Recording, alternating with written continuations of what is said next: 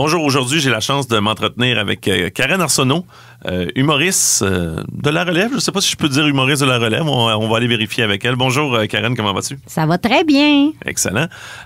Es-tu ce qu'on considère humoriste de la relève? Est-ce que je t'insulte quand je te nomme ainsi? Tu m'insultes pas du tout. On dit de la relève, oui, parce que il y en a d'autres qui utilisent juste le terme humoriste tout court, ça dépend.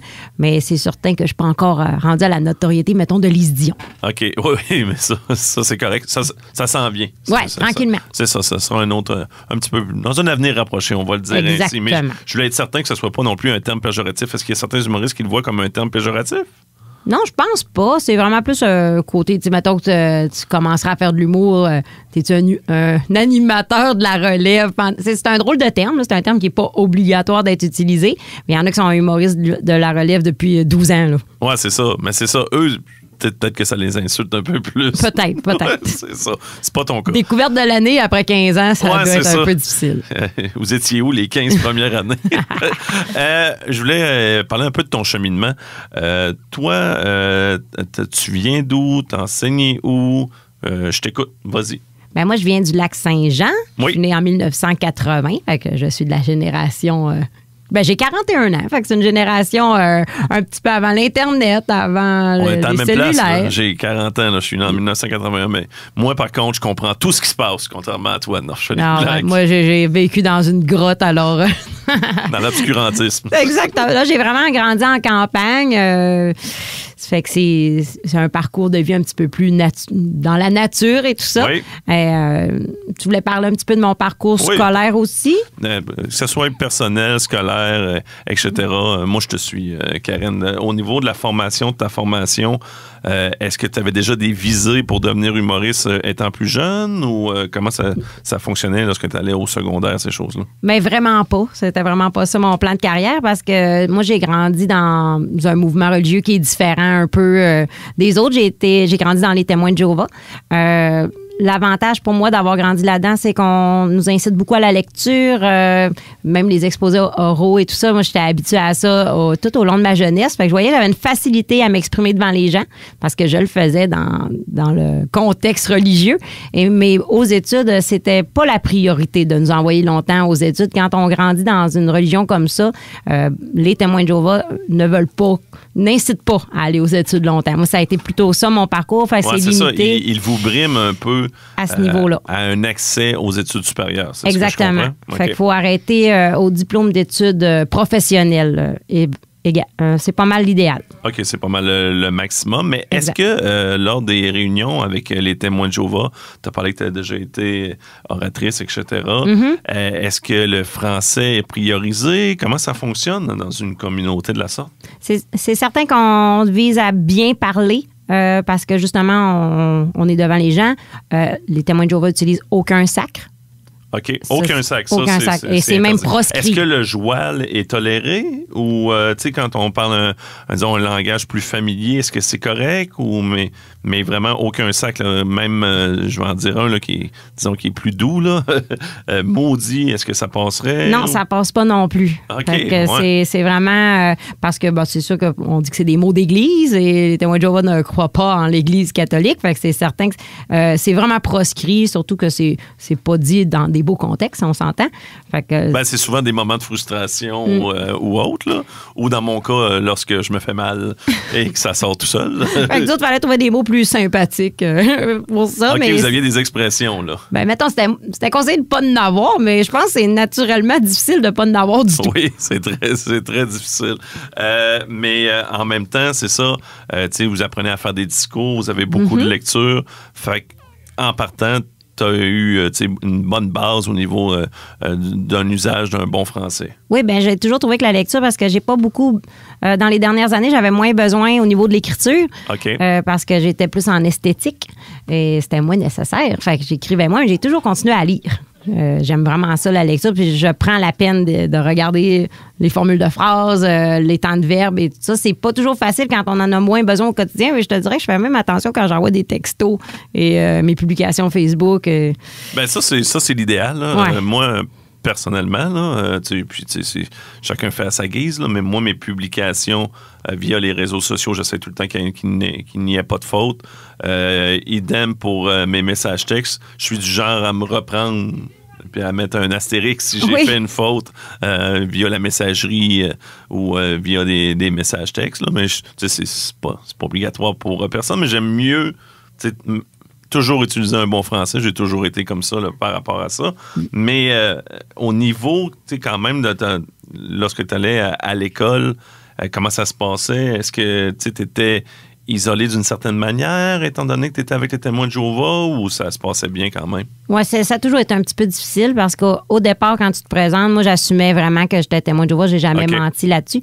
Fait que c'est sûr que, en plus, j'étais toute seule à aller en morale dans ma classe. Oui, c'est ça. Ça avait moins la cote à l'époque. Oui, c'est exactement ça. De toute façon, il n'y en a plus là, de cours de catéchèse, c'est ça? Oui, c'est ça. Et Colin, on voit que j'ai retenu beaucoup mes cours. C'est ça, moi. Fait que tout de suite, après la maternelle, même en maternelle, je ne pouvais pas faire les bricolages de Noël, l'Halloween. Fait que dès le mois d'octobre. Toutes les fêtes.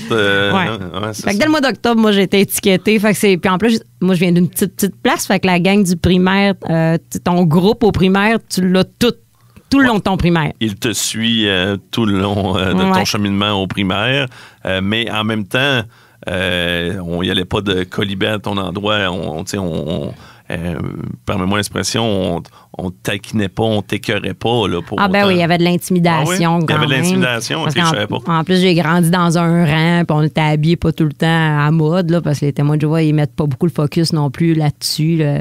Eux, ils doivent privilégier un peu la simplicité. Exactement. En robe pour les réunions, le porte-à-porte. Fait que ma mère faisait de la couture, fait que on avait notre style vestimentaire à nous autres. Là. OK.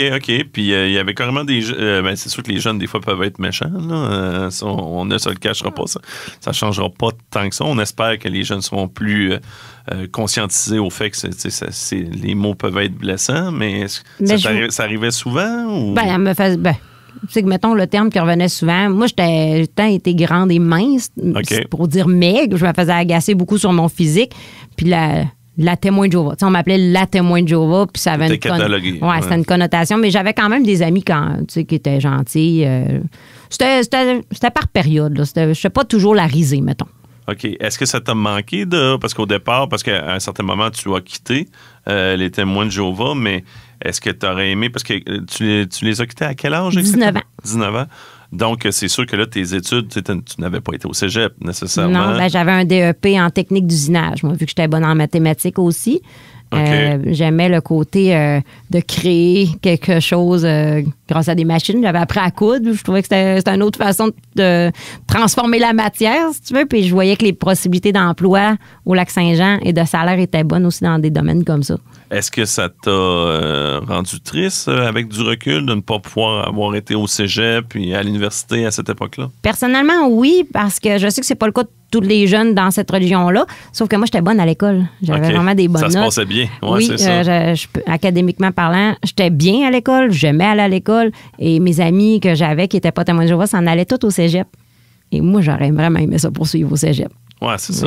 Puis comme tu dis, tu avais une certaine facilité, étant donné que tu faisais beaucoup de lectures. Le français, ça allait bien. Là, par la suite, à un moment donné, tu as décidé de devenir humoriste. Pourquoi tu es devenue humoriste, Karen?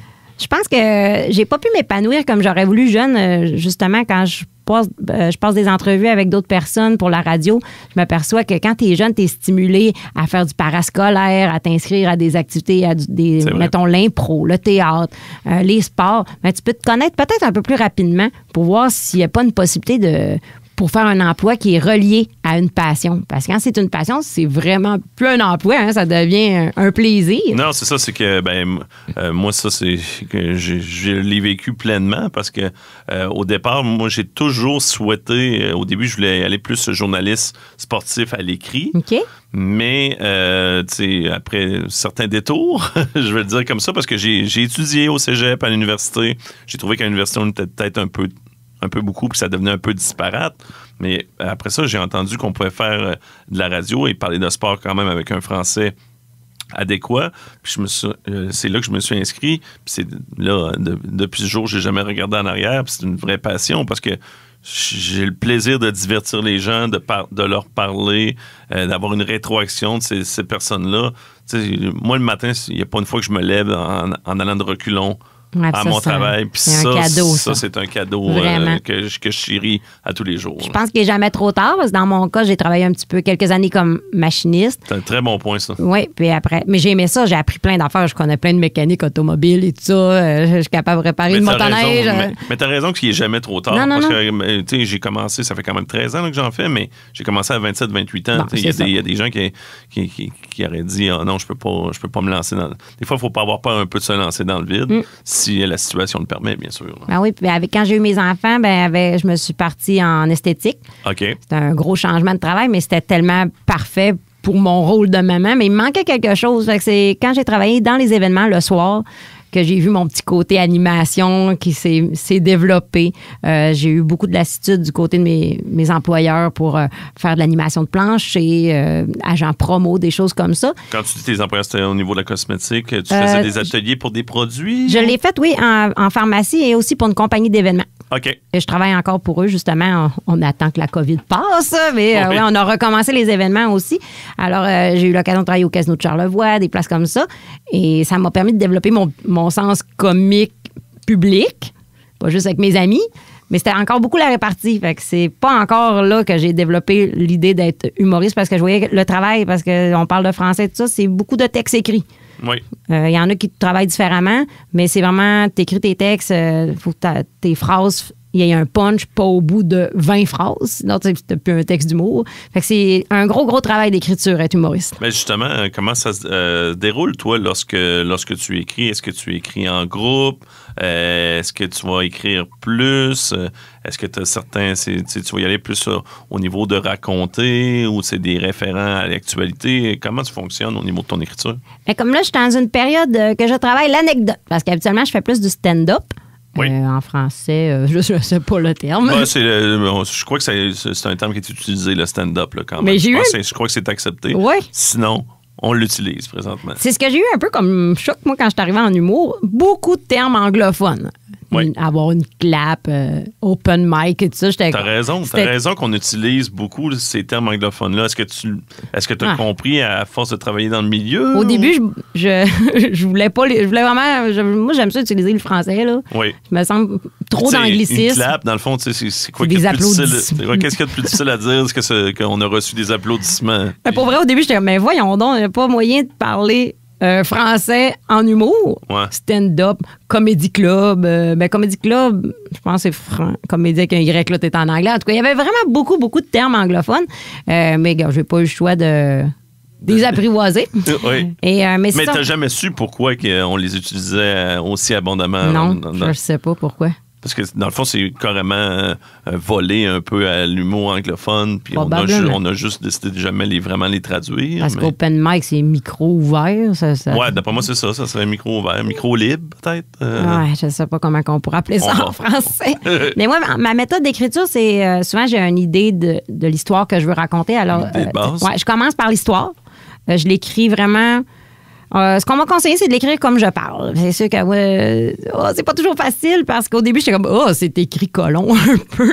Parce que. C'est quoi, tu considères que ton niveau de langage en raison de tes origines, ou j'essaie de comprendre pourquoi tu déprécies? Comme je viens de dire mais c'est sûr que si j'ai un français trop impeccable sur scène, ça ne fitera pas tout à fait avec ma personnalité, parce que je suis une fille, de région.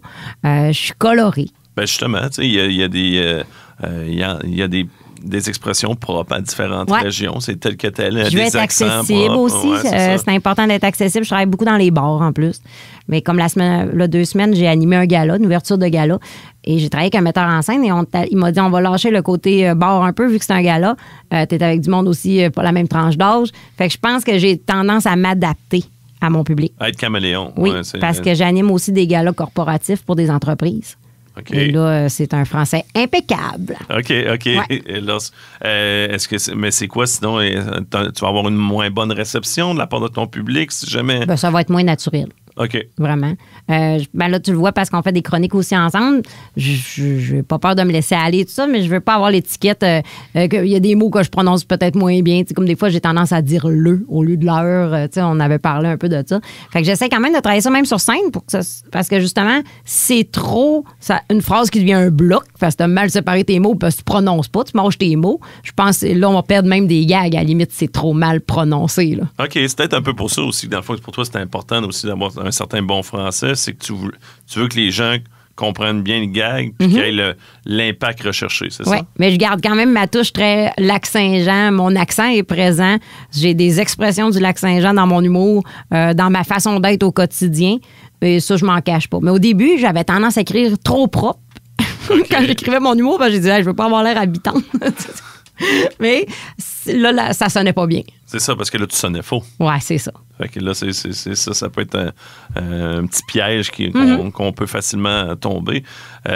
Mais en même temps, justement, les gens, en général, la réception que tu reçois, ça se passe bien au niveau de tes différents numéros, ces choses-là. Est-ce que c'est un public particulier que tu rejoins plus, une tranche d'âge que tu rejoins plus? Bien, moi, je suis confrontée souvent, je sais pas si on veut dire ça comme ça, mais je suis souvent devant un public de 20 à 30 ans, majoritairement masculin. Je vis beaucoup ça présentement, mais c'est sûr que si tu me places dans un endroit où le public a 30 ans et plus, des couples et tout ça, c'est encore plus réceptif. OK. Pour moi, là, pour mon style à moi. Mon vécu aussi à moi. Fait que c'est certain que j'écris... Au début, j'avais tendance à écrire mes numéros en tenant compte vraiment que j'étais avec des jeunes. Et après ça, je vais être... non, c'est des sujets qui interpellent tout le monde. Puis à la limite, il y a des gags. Même dans mon sujet. Oui, mais ça devait être un peu plus complexe. Si tu t'écrivais en fonction de quel genre de public que tu allais avoir devant toi à chaque soir, parce que disons que finalement, c'est pas le public que tu t'attendais. Tu peux faire un saut, non? Habituellement, ça va un petit peu avec la place où on joue. OK. Et c'est vraiment la région, tu parles, l'endroit ou la salle en tant que telle? Mettons je vais jouer à Rimouski. Rimouski, un samedi soir, ça va être plus des couples qui sont allés souper et qui viennent après le show. C'est bon. Je le sais un peu. En plus, à Rimouski. Ils se payent une soirée. Oui, mais c'est sûr de prendre chance, là, tu le sais jamais. Ça m'est arrivé des fois d'avoir un numéro qui était plus personnel, justement, je parlais des témoins de Jéhovah, de ça, mais j'ai passé après 2 humoristes qui ont fait des jokes. Disons plus salaces, on va dire comme ça. Fait que là, c'est un peu difficile pour moi, mais en même temps, il faut que je les teste, mes blagues. Oui, c'est ça. Mais c'est parce que, dans le fond, quand tu passes après un humour plus corrosif, là, c'est quoi? C'est que ça va... J'essaie de comprendre, ça va dévaluer tes blagues à toi ou c'est juste qu'ils ont moins d'impact? Ou... ça dépend. Ça dépend aussi si l'humoriste, il y a beau avoir un humour corrosif, si ce n'est pas drôle, puis c'est un français qu'on comprend pas du tout, ça donne rien. Trop facile. Ouais, c'est ça. Je te dirais que c'est varié. Il n'y a pas une soirée de pareil. Habituellement, je réussis assez bien parce que je travaille fort, je me prépare bien, puis j'ai des bons gags. Et le monde ne savent pas trop à quoi s'attendre avec moi. Ils voient la madame arriver, je suis tout le temps bien habillée, j'ai pas de tatouage. La madame, on est rendu à cet âge-là, monsieur. Je suis une madame. Faut s'assumer. Une madame très sympathique, mais une madame quand même. Et fait que moi, j'ai l'effet de surprise qui est gagnant pour moi. Okay. Mais c'est sûr que des fois, je fais comme j'aurais aimé mieux faire tel numéro, mais j'ai pas encore assez d'expérience pour switcher rapidement à un autre. OK. Est-ce que comment tu trouves la scène actuelle de l'humour au Québec, autant chez les vétérans que chez les plus jeunes? Parce que les plus jeunes, il y en a beaucoup qui vont parler justement à leur public, à eux, mais justement, le français va être souvent escamoté. Est-ce que ça te dérange ou toi, ça t'affecte pas du tout? Moi, je suis sûre que je vais écouter la procédure de chacun. Il y en a qui ont vraiment trop de sacs. Un sac bien placé, ça peut avoir une très bonne incidence. Ça peut avoir un impact. De l'intensité, c'est mais ça remplace pas une blague. C'est ça. Faut pas que ce soit un sac pour un sac. Non, c'est ça. Fait que ça, je vois ça dans certains procédés d'écriture. Mais il y en a qui improvisent beaucoup. Fait que peut-être c'est pour ça qu'il y a plus de sacs pour combler. Puis c'est très masculin aussi de mettre autant de sacs, je pense. C'est très québécois. Ça y est, c'est de notre faute, les gars. Vous avez entendu. Est-ce que tu trouves qu'il y a beaucoup, parce qu'on avait parlé qu'il y avait beaucoup de termes anglais qui étaient utilisés, mais dans les numéros en tant que tel, est-ce que tu trouves qu'on utilise trop d'anglicisme ou c'est quand même... J'ai pas remarqué tant que ça. Je peux pas dire que ça m'a frappé d'entendre tant d'anglicisme. On est tous du monde d'origine...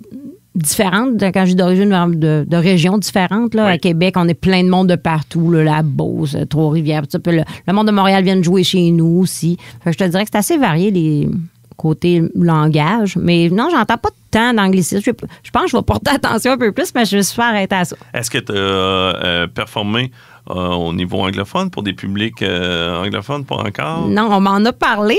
Puis là, je trouve ça drôle parce que je suis pas bilingue. Je comprends l'anglais. Mais est-ce que tu pourrais, je sais pas, moi, faire quand même ton numéro, disons, en français parce que des fois, il peut y avoir un public francophone qui va être, je sais pas moi, en Ontario, en Nouvelle-Écosse ou quelque chose comme ça. Ça, j'aimerais qui ça. est friand d'humour dans une langue, dans un français adéquat, mais qui ne l'ont pas, bien sûr. Parce qu'on m'a proposé que je veux relever comme défi, il y a une communauté française de France à Montréal. Et mon metteur en scène travaille avec Jérémy Demé, fait qu'il a contact avec cette communauté-là. Il m'a demandé si ça peut m'intéresser d'adapter mon texte pour le présenter devant ce public-là. OK, puis si tu adaptes ton texte, je comprends que tu vas changer des mots parce que tu crois que ces mots-là, ils ne les comprendront pas, c'est bien ça, ou c'est plus au niveau des références? Ou un mélange des deux, là, ça doit être un mélange des deux, parce que c'est certain que si c'est du monde qui ne se fait pas des années qui sont au Québec, puis que je leur parle de Mont-Rang au Lac-Saint-Jean, si je nomme le nom du village, même ici au Québec, ils ne savent pas ça. Non, c'est ça. Il faut quand même faire attention aux référents. Tu vas dire Mont-Rang, puis je ne suis même pas sûr qu'ils comprennent totalement. Là, mais je vais être curieuse de le vivre. Puis on en reparlera peut-être éventuellement, voir à quel point il faudrait que j'adapte mon français. Parce que je sais que les Européens utilisent énormément d'anglophones. D'anglicisme, oui. Oui, c'est ça. Ils utilisent des anglophones. Des méchantes langues te diraient que effectivement, il y a plusieurs humoristes francophones qui utilisent des humoristes anglophones pour traduire leurs textes, pour en faire les leurs. Là, mais c'est un autre sujet. Oui, c'est ça, c'est un autre sujet, puis on ne nommera pas de nom nécessairement. Est-ce que tu te vois faire ça encore longtemps, Karen? De l'humour? Oui. J'aimerais faire ça jusqu'à la fin de mes jours. Jusqu'à la fin de mes jours. Puis, disons, un rêve, là, est-ce que tu aimerais justement percer en Europe? Aimerais-tu faire un voyage? Pour vrai, ça va arriver. Belgique? Oui. Okay. C'est sûr que ça va arriver. Moi, je suis travailleuse autonome depuis 18 ans. J'étais habituée d'aller chercher mes contrats moi-même. J'ai un gérant présentement. On travaille en partenariat ensemble. Mais moi, j'ai pas peur de ça. Je me crée des contacts facilement. J'ai commencé à avoir des contacts en humour en Europe. J'aimerais ça me booker des petites places. Des petites salles. On commençait par des petites salles. Oui, accompagné de quelqu'un qui est là-bas. Tenter le pouls un peu au niveau du public français. Mes objectifs, on commence petit, une étape à la fois. Là, je suis au Québec, je veux me développer. Je veux développer le plus possible mon personnage de scène et tout ça, prendre l'expérience, avoir beaucoup de numéros. Puis éventuellement, mais c'est sûr qu'aussitôt qu'il y a une porte qui s'ouvre, en toute humilité, je vais aller l'essayer, c'est certain. En tout cas, une chose qui est certaine, c'est qu'on te souhaite que le meilleur dans tes projets futurs. Puis je te remercie beaucoup pour l'entretien, Karen. Merci. Au revoir.